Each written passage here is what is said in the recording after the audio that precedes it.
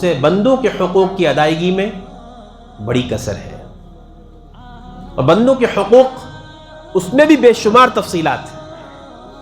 والدین کے حقوق، یعنی اولاد پر والدین کے حقوق، والدین پر اولاد کے حقوق، بہن بھائیوں کے حقوق، میاں بیوی کے حقوق ایک دوسرے کے اوپر، پڑوسیوں کے حقوق، جانبین سے یہاں تک کہ غیر مسلموں کے حقوق، یہاں تک کہ عام مسلمانوں کے حقوق۔ اگر ان کی تفصیل میں جایا جائے تو بہت تفصیل درکار ہے، لیکن میں اس کی اہمیت آپ کو سمجھاتا ہوں، ذرا غور کیجئے گا۔ اتنی اہمیت کی حامل ترین چیز ہے، اور اس تعلق سے ہماری اتنی غفلت ہے کہ کسی کو بھی احساس نہیں ہوتا کہ ہم کیا سے کیا کر جاتے ہیں، اور کیسے کیسے حقوق پر ڈاکہ مار لیتے ہیں، اور کس کس طرح بندوں کے حقوق کو غصب کر لیتے ہیں، اور ہمیں پتہ بھی نہیں چلتا کہ ہم کچھ گناہ بھی کر رہے ہیں کہ نہیں کر رہے۔ اس سلسلے میں ایک مثال پہلے آپ کو دیتا ہوں۔ یہ غیبت والا عمل ہے نا، غیبت، ہمارے ہاں غیبت تو ایک مسئلہ ہی کوئی نہیں ہے نا۔ جب جہاں چار آدمی بیٹھے، مطلب یہی نہیں ہو سکتا کہ وہ چار آدمی پانچویں چھٹے کی بات نہ کریں، اس کی اور اس کی بات نہ کریں، اسی کا نام تو غیبت ہے۔ کسی کے پیٹھ کے پیچھے اس کی وہ بات کرنا جو اس کو ناپسند ہو۔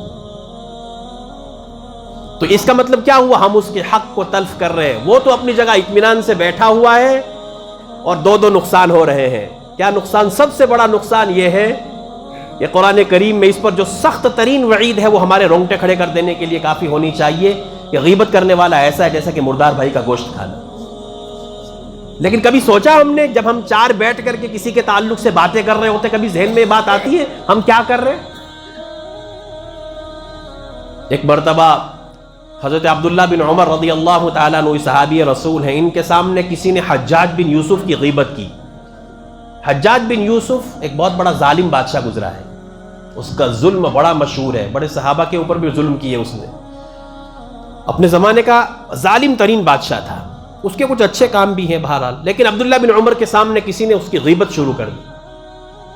تو عبداللہ بن عمر صحابی رسول ہے، صحابی رسول کا عمل سنیے۔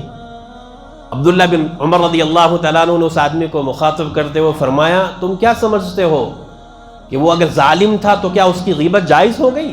کل قیامت میں جہاں اللہ تبارک و تعالیٰ اس سے اس کے ظلم کے بارے میں پوچھیں گے، جو تم اس کی غیبت کر رہے ہو نا، تم سے بھی اس کے بارے میں پوچھا جائے گا۔